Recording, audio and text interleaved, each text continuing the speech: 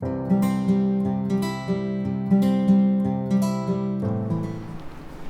evening students, how are you? Hope you all are safe and sound at home.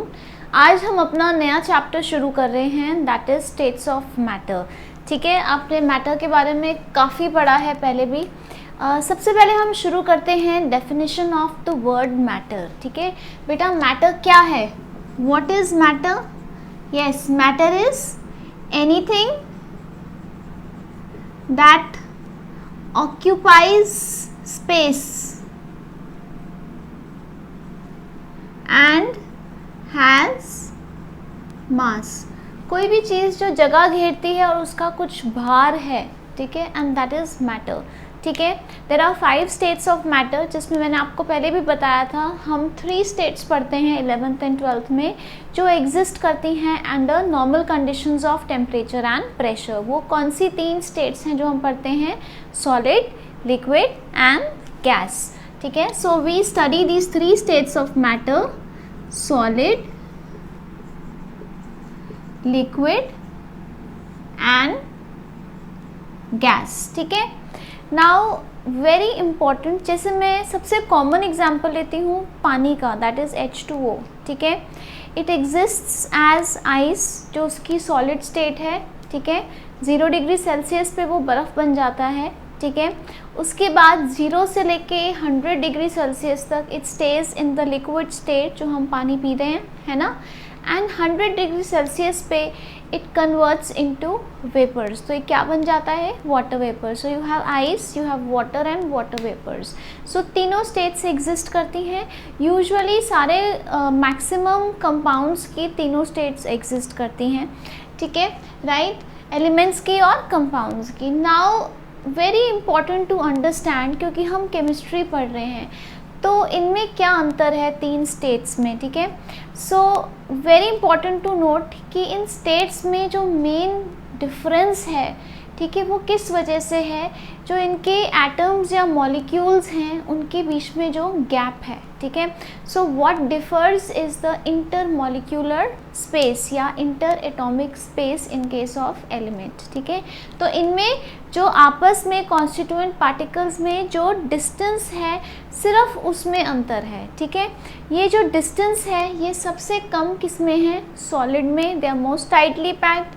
और सबसे ज़्यादा distance किस में है? गैस में है, they are most loosely packed. ठीक है, एंड इंटरमीडिएट स्पेस है लिक्विड के बीच में. ठीक है, सो इसी डिस्टेंस की वजह से ये 3 डिफरेंट स्टेट्स बनी हैं.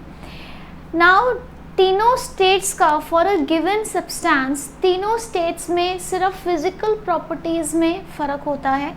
ठीक है, right, there is no difference in the chemical properties. जो केमिकल प्रॉपर्टीज़ हैं वो सेम रहती हैं, येस, एक्सेप्ट कि जो रेट ऑफ रिएक्शन है उसमें फ़र्क आ जाता है.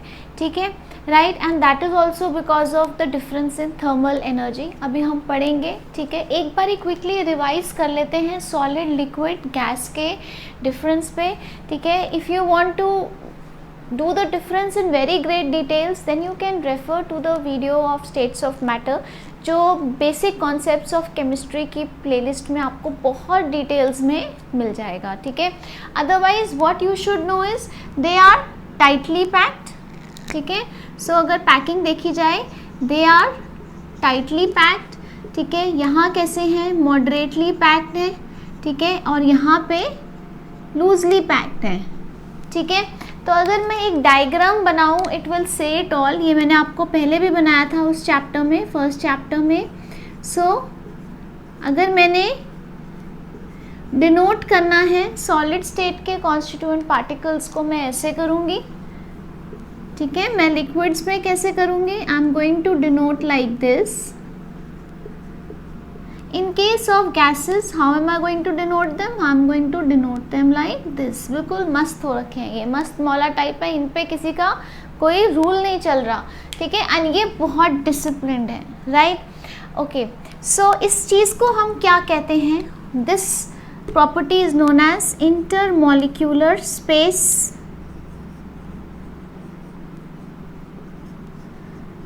ठीक है, जो सॉलिड्स में मिनिमम होती है, क्योंकि वो बहुत टाइटली पैक्ड होते हैं इसमें मॉडरेट होती है, ठीक है, और इसमें मैक्सिमम होती है, ठीक है। Now because of the distance the force of attraction between the constituent particles of a solid, liquid and gas are different, क्योंकि इनके बीच में जो इंटरमॉलिक्यूलर स्पेस है वो भी डिफरेंट है, ठीक है।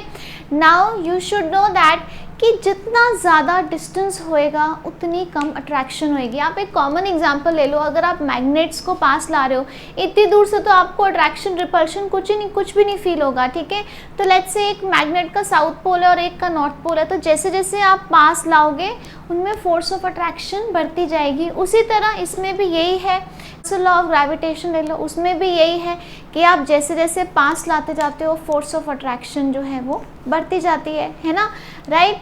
तो सेम गोज हेयर कि जितना ज़्यादा ये कॉन्स्टिट्यूएंट पार्टिकल्स पास होते हैं उतना ज़्यादा उनमें फोर्स ऑफ अट्रैक्शन होती है, ठीक है। So what is the nature of the force? It is the nature of the force is it is attractive, ठीक है, and it depends on the distance. तो इसका मतलब अगर मैं यहाँ पे इंटरमॉलिक्यूलर फोर्स ऑफ अट्रैक्शन लिखूँ, इंटरमॉलिक्यूलर फोर्स ऑफ अट्रैक्शन, ठीक है, सबसे ज़्यादा किस में होने वाली है? आपके सॉलिड्स में होने वाली है, मॉडरेट होने वाली है लिक्विड्स में, और सबसे कम किस में होने वाली है? आपके गैसेस में, ठीक है। नाउ दिस मीन्स जो आपके सॉलिड्स हैं वो बहुत टाइटली पैक्ड हैं, उनमें बहुत ज़्यादा फोर्स ऑफ अट्रैक्शन है। तो अगर मैं मोशन की बात करूं, ठीक है, तो जो सॉलिड्स में जो एटम्स एंड मॉलिक्यूल्स हैं उनका मोशन सबसे ज़्यादा लिमिटेड होएगा, क्योंकि वो अगर लेट्स से एक पार्टिकल इधर मूव करेगा तो इस वाले से बच के वापस आएगा, फिर इधर मूव करने की कोशिश करेगा तो यहाँ जो पार्टिकल है उससे बच के वापस आएगा। तो आपको ये किस तरह का मोशन दिख रहा है? This is basically vibratory motion possible है, ठीक है, ज़्यादा दूर नहीं जा सकते। सो मोशन जो है वो सबसे कम होने वाला है, और यहाँ पे they can roam around easily, the motion is going to be maximum, ठीक है, और यहाँ पे आपका मोशन क्या रहेगा? मॉडरेट रहेगा, ठीक है। इससे हम आते हैं एक बहुत इम्पॉर्टेंट कॉन्सेप्ट पे जो हम यहाँ पे आपने न्यू पढ़ रहे हो आप 11th में, दैट इज़ थर्मल एनर्जी, ठीक है। Now what is thermal energy? It is the energy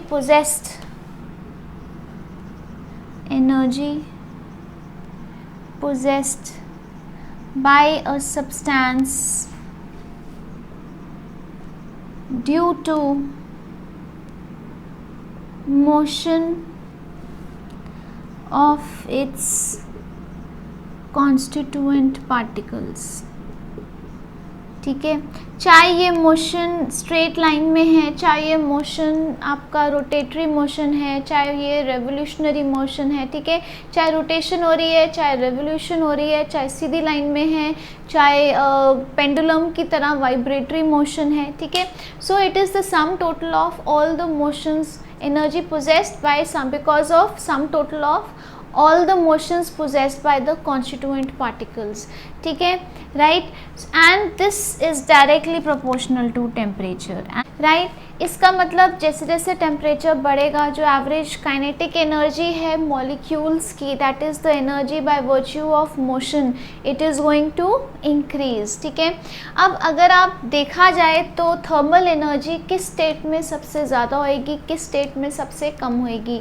आपने गैसेस में पढ़ा कि गैस के constituent particles are most free to move, motion सबसे ज़्यादा है, तो आपकी जो थर्मल एनर्जी है it is going to be maximum. So maximum thermal energy in case of gases, ठीक है, right, moderate in case of liquids and minimum thermal energy in case of solids. तो आपको डेफिनेशन पता होनी चाहिए, what is thermal energy? It is the energy possessed by a substance bye virtue of motion of its constituent particles, ठीक है। ये motion किसी भी तरह का हो सकता है, and it is directly proportional to temperature, ठीक है। So this is about it. उसके बाद कुछ चेंज जो हमने डिफरेंसेस पहले भी पढ़े हुए हैं फर्स्ट चैप्टर में, एक बार वो भी रिवाइज कर लेते हैं। जैसे इसकी फिक्स शेप होती है, हाई डेंसिटी होती है, they are hard, they have fixed volume. उसी तरह लिक्विड्स में क्या होता है, मॉडरेट डेंसिटी होती है, फिक्स्ड शेप नहीं होती, they take the shape of the container. जहाँ तक वॉल्यूम की बात है, लिक्विड्स की वॉल्यूम इज़ फिक्स्ड। उसके बाद गैसेस में आ जाते हैं। गैसेस में हमने क्या पढ़ा था कि that they have no fixed volume और शेप। जिस कंटेनर में डालोगे या जिस सिलेंडर में डालोगे उसकी शेप ले लेते हैं और वही वॉल्यूम ऑफ गैस कंसिडर की जाती है।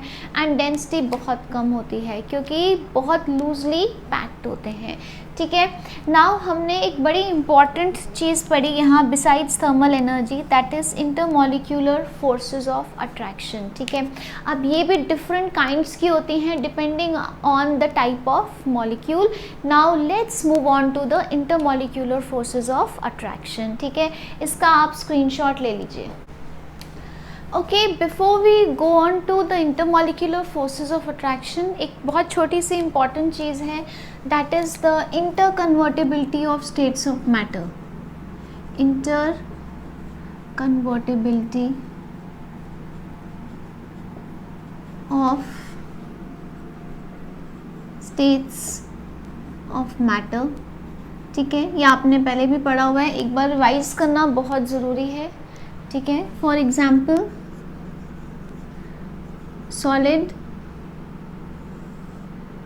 सॉलिड को जब आप हीट करते हो, ठीक है, ऑन हीटिंग दिस ट्राइंगल, चलो हीटिंग ही लिख लेते हैं। ऑन हीटिंग क्या हो रहा है, it is converting into a liquid. ठीक है, थोड़ा बड़ा डायग्राम बना लेते हैं। Solid is converting into a liquid. ठीक है, और इस प्रोसेस को हम क्या कहते हैं, this process is called melting और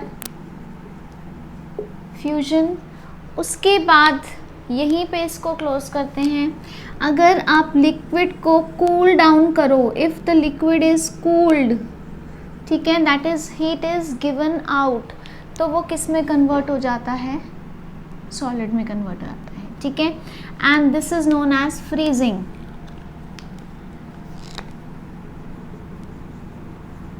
ठीक है, जैसे आपने बर्फ़ को बाहर रख दिया तो वो उसका पानी बन गया, पानी को आपने फ्रिज में रख दिया, जमा दिया तो उसका बर्फ़ बन गई, है ना। उसी तरह जो लिक्विड है, अगर आप लिक्विड को हीट करो, so if you heat the liquid further, आप लिक्विड को गर्म कर रहे हो तो क्या बन जाएगा, गैस बन जाएगा। ठीक है, will convert into gas. This process is known as vaporization. जिस टेम्परेचर पे ये होता है उसको हम क्या कहते हैं, बॉइलिंग पॉइंट। ठीक है, और जिस टेम्परेचर पे ये मेल्टिंग हो रही थी उसको हम क्या कहते थे, melting point. Besides this, if this process is occurring at room temperature or any temperature below boiling point, ठीक है, that is liquid से गैस में convert हो रहा है। यहाँ पे एक छोटी सी corollary डाल रहे हैं, that is if liquid is getting converted to gas at any temperature below its boiling point,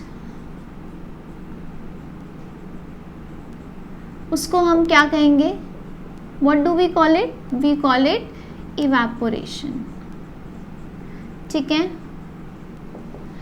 right. उसके बाद अगर मैं गैस को कूल कर दूं, if I cool the gas, what will happen, the gas will be converted into liquid। जब हमने इसको ठंडा कर दिया, ठीक है, so gas is going to be converted into liquid, that is condensation।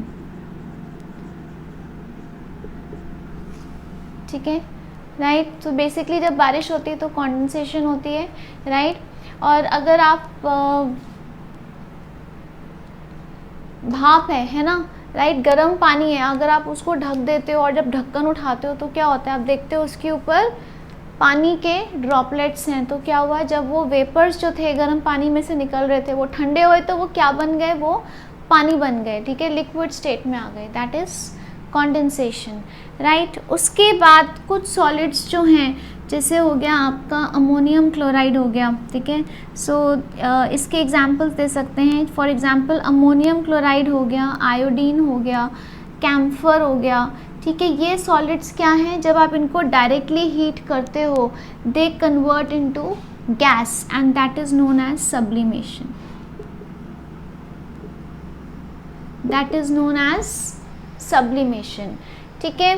उसके बाद certain gases on cooling they directly change into solid, ठीक है।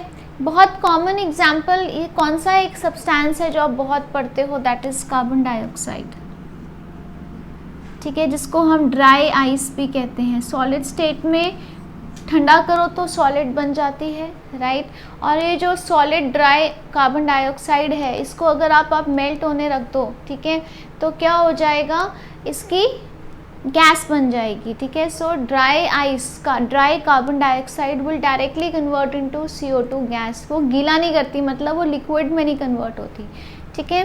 सिमिलरली जो गैस है, राइट, अगर आप उसको कूल डाउन करो, तो आपने सॉलिड को अगर हीट किया तो उसकी क्या हुई, कुछ सॉलिड्स की गैस बन गई, दैट इज सब्लिमेशन। सिमिलरली अगर आपने गैस को कूल किया तो some gases convert into directly into solids, this is known as deposition, ठीक है, it is also known as solidification, ठीक है। एक बार देखते हैं, सॉलिड को आपने लिक्विड में कन्वर्ट किया at melting point, it's known as melting और फ्यूजन। इसको आपको हीट करके लिक्विड में कन्वर्ट करते हो, लिक्विड को ठंडा करते हो तो वो सॉलिड बन जाता है, फ्रीजिंग। उसके बाद अगर आपने लिक्विड को बॉयल किया, ठीक है, तो that is known as vaporisation. अगर liquid is converting into gas at any temperature below boiling point, it is known as evaporation. On the other hand अगर आप गैस को ठंडा करते हो, so if a gas is cooled, ठीक है, so it converts into liquid, that is known as condensation. Similarly solid को heat करने से डायरेक्टली गैस भी बनती है, that is known as sublimation. And gas को कूल करने से सॉलिड भी बनता है, that is known as deposition और सॉलिडिफिकेशन, ठीक है।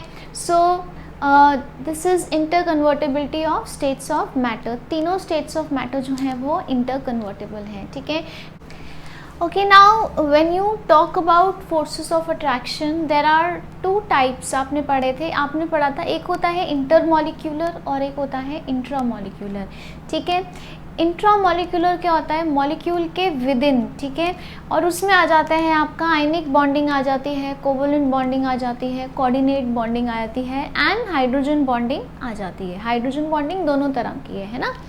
उसके बाद today we are going to talk about intermolecular forces of attraction, ठीक है, दैट इज़ दो मॉलिक्यूल्स के बीच की फोर्स ऑफ अट्रैक्शन। मॉलिक्यूल के विद इन नहीं, अलग अलग मॉलिक्यूल्स के बीच की फोर्स ऑफ अट्रैक्शन, ठीक है। दो डिफरेंट मॉलिक्यूल्स हैं, चाहे वो सेम कंपाउंड के हैं चाहे वो अलग कंपाउंड के हैं, उनके बीच की फोर्स ऑफ अट्रैक्शन को कहते हैं इंटरमॉलिक्यूलर फोर्स ऑफ अट्रैक्शन, ठीक है। इन टर्म्स ऑफ मैग्नीट्यूड जो इंटरमॉलिक्यूलर फोर्स ऑफ अट्रैक्शन है obviously is weaker than the intramolecular force of attraction. कोई ओवरलैपिंग ऑफ ऑर्बिटल्स नहीं हो रहा, कोई शेयरिंग ऑफ इलेक्ट्रॉन्स नहीं हो रहा, and it is much weaker than the electrostatic force of attraction जो एक आयनिक बॉन्ड में होती है, ठीक है।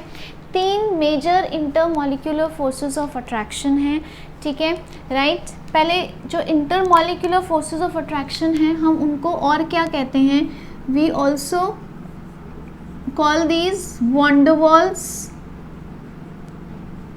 फोर्सेस ऑफ अट्रैक्शन, ठीक है, right. It is just to honour the scientist van der Waal जिन्होंने आपको रियल गैस इक्वेशन का आइडिया दिया था, ठीक है, right. So we are going to study about ideal gas and real gas in this chapter only.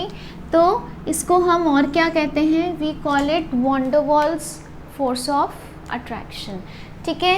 ये तीन तरह की हैं van der Waals force of attraction. First is your dispersion forces, ठीक है। Second is your dipole forces,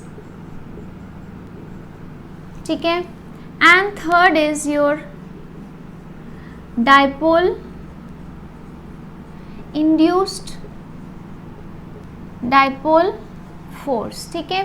दो forces और हम और पढ़ेंगे जिसको हम von der Waals force of attraction में नहीं कंसिडर करते क्योंकि वो बहुत स्पेसिफिक केसेस हैं। तो इसके besides two more forces we are going to study.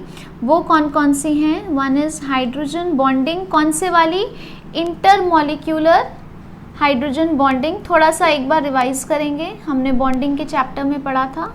Which one? Intermolecular hydrogen bonding. And we are going to talk about ion dipole force of attraction, ठीक है। सो बिसाइड्स दिस ये दो forces हैं, हम ये भी पढ़ेंगे, ठीक है। So we are going to start with the first van der Waal force of attraction, that is dispersion forces. इसका एक बार स्क्रीनशॉट ले लीजिए।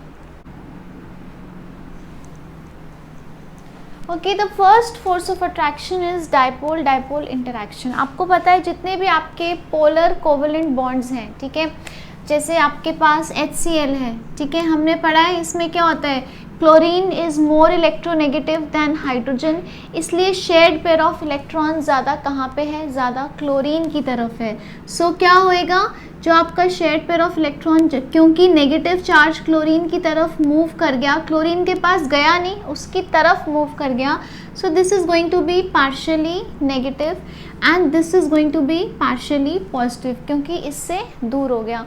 प्लीज़ अंडरस्टैंड, जो आपका डेल्टा नेगेटिव है, it is always going to be less than 1 negative, that is it is always going to be less than 1.6 into 10⁻⁻19 coulombs, ठीक है। So your delta negative always is less than -1, that is 1 negative charge, और 1.6 into 10⁻⁻19 coulombs, ठीक है।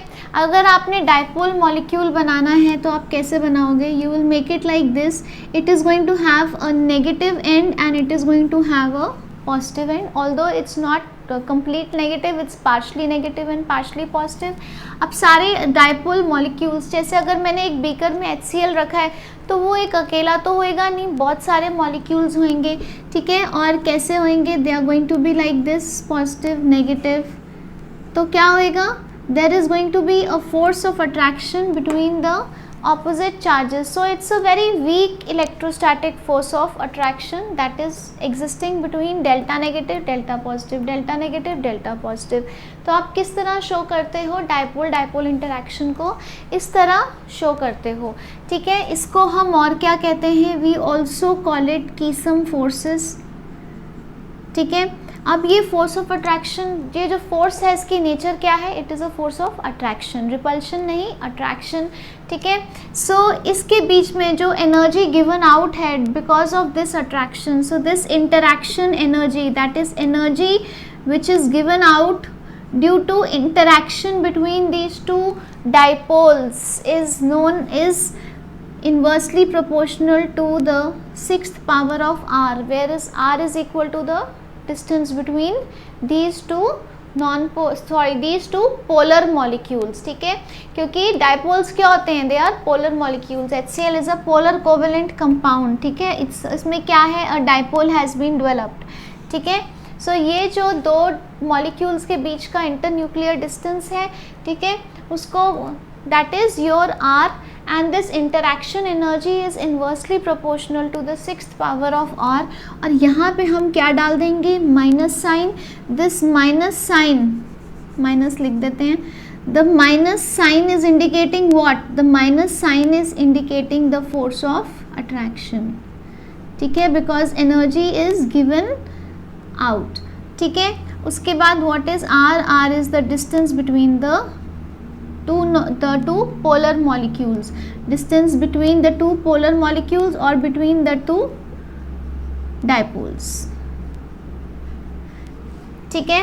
So this is when they are in motion, interaction energy between the dipoles when they are in motion in addition interaction energy, अगर वो stationery हो,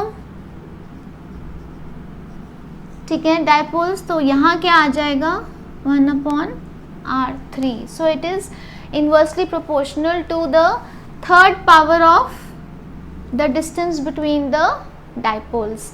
clear है? Okay. So further आप इसको और आगे सॉल्व कर सकते हो. Equals to -k/r6 and this should be equal to -k/r3 where k is constant, proportionality constant. ठीक है. So this is dipole dipole interaction. इसमें आपका सबसे कॉमन एग्जांपल आ गया, जैसे HCl मॉलिक्यूल आ गया है ना. ठीक है, right. So take a screenshot of this. Now we move on to the second force of attraction. Okay, so the second intermolecular force of attraction is dipole and induced dipole force of attraction. ठीक है, ये किसके बीच में होएगी? Please understand, it is going to occur between a polar molecule and a non-polar molecule. ठीक है, polar molecule क्या होता है? आपका डायपोल होता है. तो it is going to be something like this. There is a dipole. ठीक है, अगर एक पोलर मॉलिक्यूल एक नॉन पोलर मॉलिक्यूल के पास आता है, नॉन पोलर मॉलिक्यूल ऐसा होता है जिसमें charge distribution is uniform, it is spherical in shape.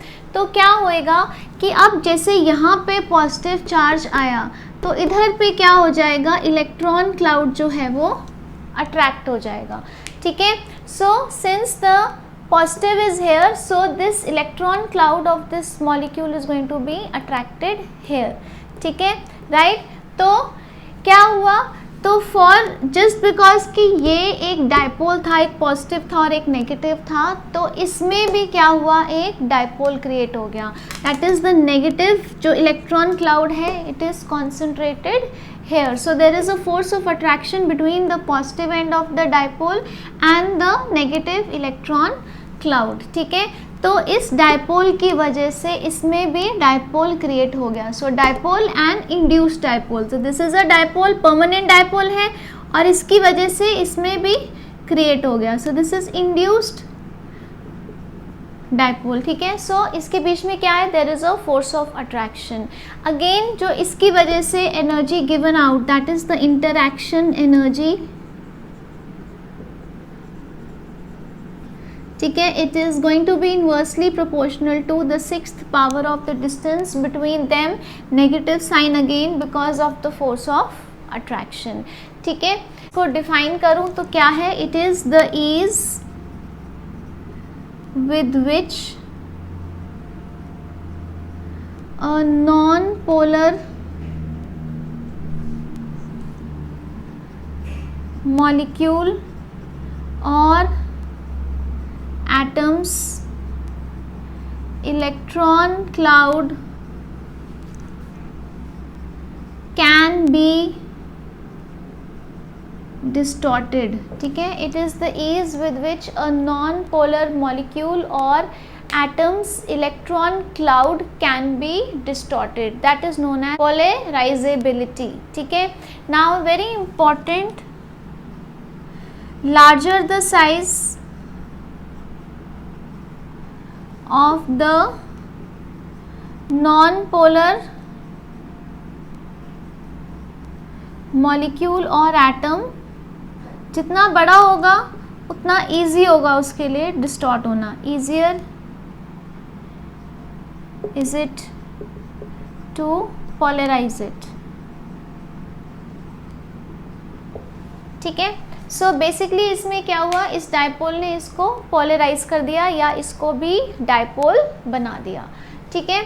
So this was your second force of attraction, that is dipole induced dipole force of attraction. अब हम आते हैं अपनी तीसरी force of attraction. So the third type of force of attraction is dispersion forces.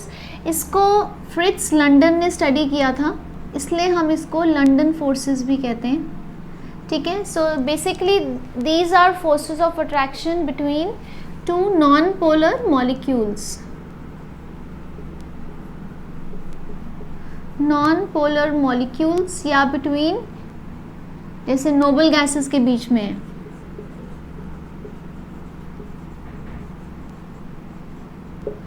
ठीक है.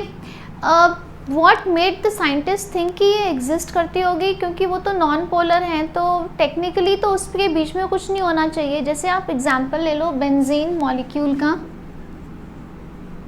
Benzene C6H6, ठीक है. You know it is a non polar molecule. ठीक है. And it also exist as liquid at room temperature. ठीक है. So non polar molecule भी है, और अगर हम कहें थ्योरेटिकली इनके बीच में कोई फोर्स ऑफ अट्रैक्शन भी नहीं है, और ये लिक्विड भी एग्जिस्ट कर रहे हैं. ऐसे कैसे हो सकता है, क्योंकि लिक्विड में तो there is some kind of force of attraction moderate है. इसको तो फिर गैस होना चाहिए था. दैट मीन्स इसके बीच में 100% कोई फोर्स ऑफ अट्रैक्शन होएगी. ठीक है.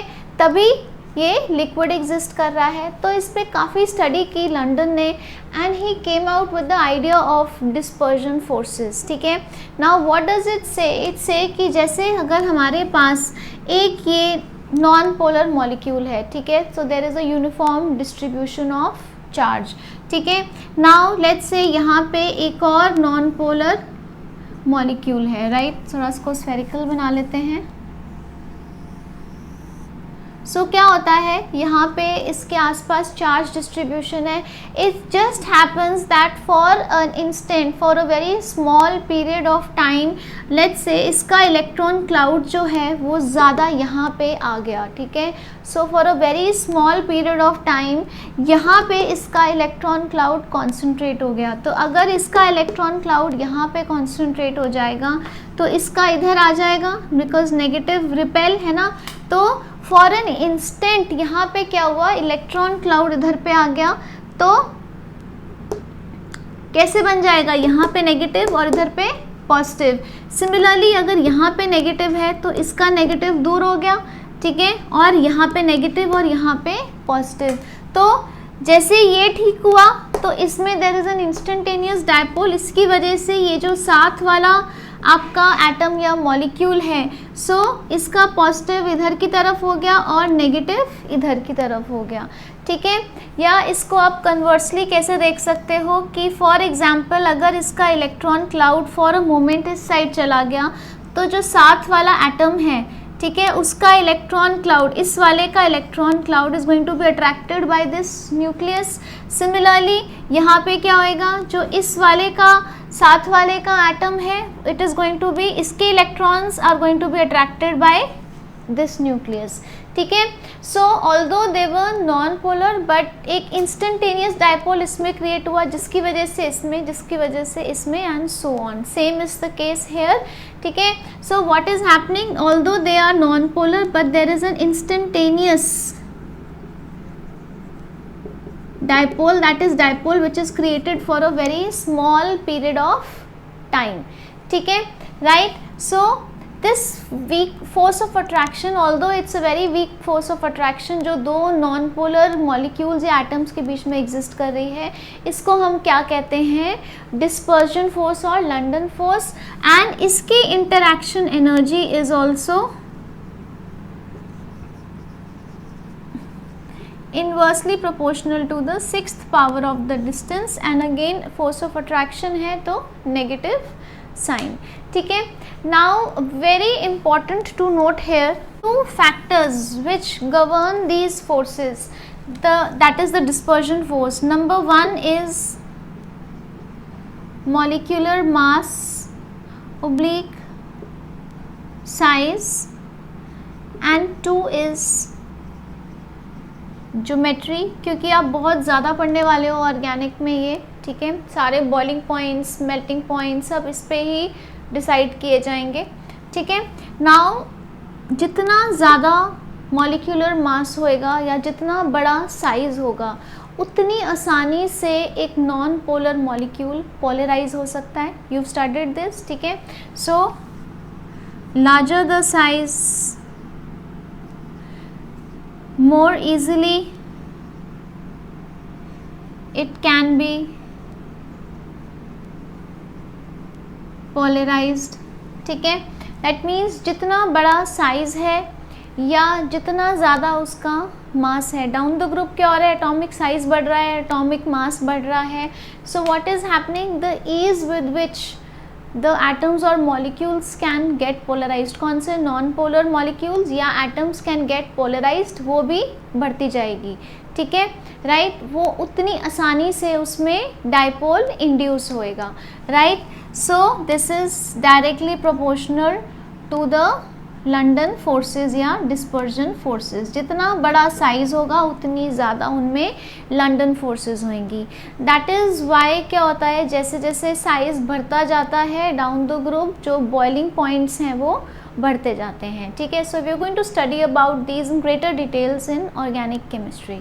ठीक है, राइट. उसके बाद आ जाते हैं ज्योमेट्री पे. जैसे आपको इधर क्वेश्चन आ जाता है कि मीथेन, इथेन, प्रोपेन, ब्यूटेन, ठीक है, arrange in increasing order of boiling point. जैसे क्वेश्चन आ गया methane, ethane, propane, butane, arrange in increasing order of boiling point. सारे नॉन पोलर मॉलिक्यूल्स हैं और इनके विद इन जिस सिर्फ force of attraction, methane methane molecule या इथेन इथेन या प्रोपेन प्रोपेन या ब्यूटेन ब्यूटेन में क्या फोर्स ऑफ अट्रैक्शन हो सकती है. The only force of attraction possible is this dispersion forces या लंडन फोर्सेज. तो यहाँ क्या दिख रहा है आपको, साइज बढ़ता जा रहा है तो फोर्स ऑफ अट्रैक्शन बढ़ती जाएगी. So boiling point is going to increase. That is ज़्यादा एनर्जी चाहिए होगी आपको उन मॉलिक्यूल्स को दूर करने की. ठीक है, so this is going to be the trend in the boiling point. Right, उसके बाद आ जाता है ज्योमेट्री. ठीक है, नाउ जितनी ज़्यादा सिंपल स्ट्रेट ज्योमेट्री होती है, सिंपल चेन स्ट्रक्चर होता है, जितना ज़्यादा स्ट्रेट चेन, तो उतना ज़्यादा सरफेस एरिया होएगा. जितनी ब्रांचिंग होएगी किसी मॉलिक्यूल में उतना लेस सरफेस एरिया होगा. अब नाउ लेट्स सी कि how does this get affected. Boiling point का इसमें क्या फ़र्क पड़ेगा. जैसे मैंने ये पेंटेन ले लिया, ठीक है, this is my pentane, this is my isopentane. ये आपने पढ़ा हुआ है. ठीक है, मैंने ये एग्जाम्पल इसलिए लिया है क्योंकि आपने 10th में भी पढ़ा हुआ है. This is my neopentane. ठीक है, this is an pentane, you all have done this. This is isopentane and this is neopentane, है ना.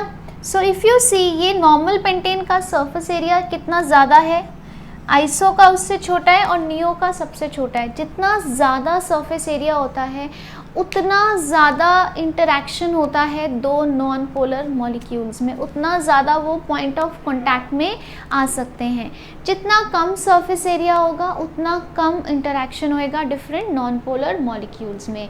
तो जितना ज़्यादा इंटरैक्शन है मतलब उतनी ज़्यादा फोर्स ऑफ अट्रैक्शन है. ठीक है, तो उनको दूर करने के लिए उतनी ज़्यादा हीट चाहिए होगी. So simple chain surface area जो है is more, so force of attraction is going to be more, तो इसका boiling point is going to be more. ठीक है, जो जितनी ज़्यादा ब्रांचिंग हो जाएगी सरफेस एरिया कम हो गया. So what is going to happen, the interaction is going to decrease. That means attraction, that is the dispersion forces, is going to decrease, जिसकी वजह से आपका बॉइलिंग पॉइंट जो है वो कम हो जाएगा. ठीक है, सो आपको ये दो क्वेश्चंस कॉम्पिटिशन्स में काफ़ी बार आते हैं and they are purely governed by these dispersion forces. ठीक है, okay, now one very important point in this, जब आप कोई पोलर मॉलिक्यूल्स ले रहे हो, हमने पहली फोर्स पढ़ी Keisam forces, dipole dipole interaction. अब जो पोलर मॉलिक्यूल्स हैं उसमें सिर्फ कीसम फोर्सेस नहीं होती in isolation, there are also dispersion forces. ये तो रहेंगी, चाहे कोई चीज़ पोलर है नॉन पोलर है, this is a universal force of attraction. This is going to exist between any two substances. ठीक है, तो जब आप बात करते हो डाइपोल डाइपोल मॉलिक्यूल्स की, तो उनमें एक डाइपोल डाइपोल इंटरेक्शन है प्लस ये वाली फोर्स भी है, so there is going to be a cumulative effect. उसी तरह जब आप डाइपोल इंड्यूस्ड डाइपोल का एग्जांपल पढ़ रहे हो तो उसमें डाइपोल इंड्यूस्ड डाइपोल फोर्सेस भी होंगी और डिस्पर्शन फोर्सेस भी होंगी, तो दोनों का क्यूमुलेटिव इफेक्ट होएगा। So these are the 3 important intermolecular forces of attraction. एक बार थोड़ा सा ब्रीफली हम intermolecular hydrogen bonding and ion and dipole force of attraction भी देख लेते हैं। Although they are not a part of van der Waals force of attraction, but they also exist in specific cases. ठीक है, okay, so first we are going to talk about ion dipole force of attraction. ठीक है, एक बहुत specific case आ जाता है। ठीक है, इसका मतलब किसमें, एक आयन और एक डाइपोल के बीच में जो फोर्स ऑफ अट्रैक्शन है। ठीक है, नाउ सबसे पहले आ जाते हैं आयन। हम कौन सा ले लेते हैं, एक आयनिक कंपाउंड ले लेते हैं सोडियम क्लोराइड, और एक पोलर मॉलिक्यूल ले लेते हैं। डाइपोल के लिए हमने पोलर मॉलिक्यूल ले लिया water. So this is an ionic compound, so ये आयन की है, and this is a polar covalent compound, so this is a dipole. This is a ionic compound and this is a dipole. Now this interaction comes into play जब आप नमक को पानी में डालते हो, when you try to dissolve NaCl in water, so what is happening, क्या हो रहा है। ठीक है, now you know that NaCl is made up of Na positive और Cl नेगेटिव। ठीक है, आपको पता है जब आप इसको पानी में डालते हो ये घुल जाता है। कैसे घुलता है, अगर मैं वाटर मॉलिक्यूल को रिप्रेजेंट करूं, it is a dipole, oxygen वाला हिस्सा जो है इसका नेगेटिव है एंड हाइड्रोजन्स वाला हिस्सा क्या है, पॉजिटिव है। So you can represent water molecule like this, the oxygen part is partially negative and the hydrogen part is partially positive. ठीक है, तो अब सोडियम जो है इट इज़ अ केटायन, इसको कौन सा घेरेगा, ऑब्वियसली नेगेटिव हिस्सा, ऑक्सीजन वाला हिस्सा। तो इसको वाटर मॉलिक्यूल कैसे इसके आसपास ओरिएंट हो जाएगा, ऐसे, जो नेगेटिव वाला हिस्सा है वो इसकी तरफ होएगा, पॉजिटिव वाला हिस्सा is going to be away. ऐसे कर लेते हैं, कंफ्यूजन ना हो जाए। So it is going to orient itself like this.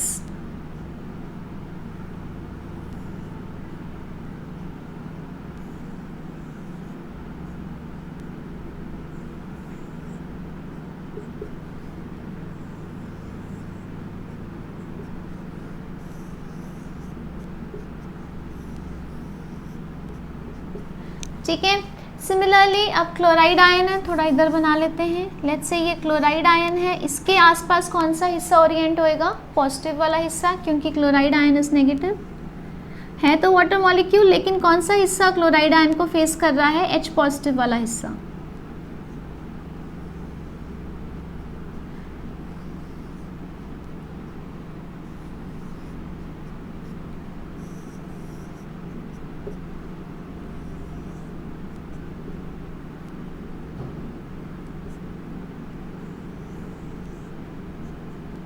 ठीक है, so can you see here, जब आपने NaCl को पानी में डाला तो वो घुल कैसे गया, या वो क्या हो गया, वो डिसोसिएट हो गया।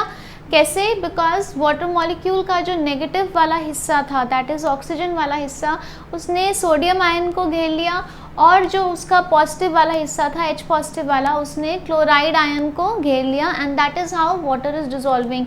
सो there is this force of attraction between Na positive and the negative part of the dipole of water and Cl negative and the positive part of the dipole of water.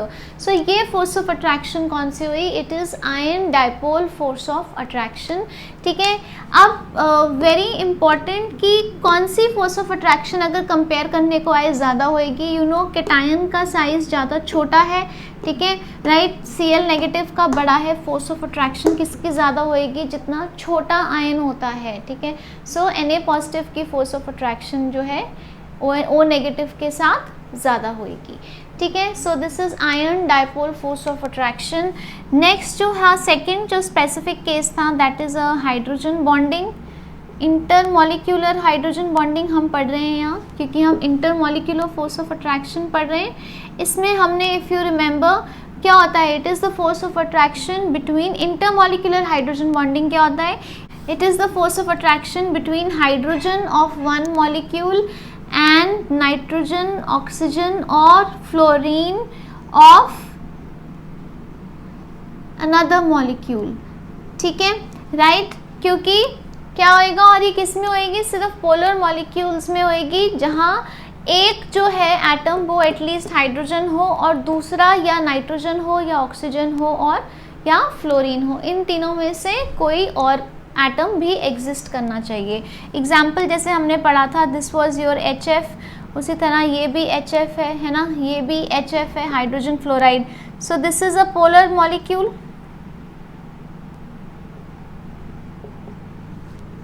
And this is partially negative. तो इनमें हमने ये dash या dotted line से hydrogen bonding show करेंगे।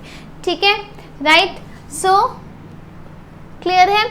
Similarly, you have for water molecules also and you have for ammonia also. दो factors क्या हैं, इलेक्ट्रोनेगेटिविटी डिफरेंस होना चाहिए काफ़ी, किसमें, हाइड्रोजन में, और वो दूसरे एटम में जिसके बीच में हाइड्रोजन बॉन्डिंग हो रही है, और जो साइज़ है दूसरे एटम का शुड बी स्मॉल। ठीक है, राइट। और इलेक्ट्रोनेगेटिविटी डिफरेंस ज़्यादा होना का मतलब क्या है कि हाइड्रोजन तो बहुत कम इलेक्ट्रोनेगेटिव है, मतलब दूसरे वाला काफ़ी इलेक्ट्रोनेगेटिव होना चाहिए, that is the second atom should be highly electronegative.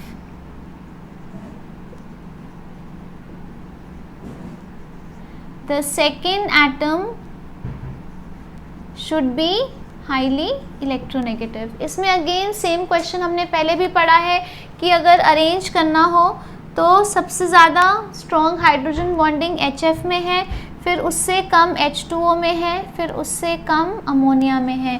इसका रीज़न क्या है, क्योंकि ऑर्डर ऑफ इलेक्ट्रोनेगेटिविटी,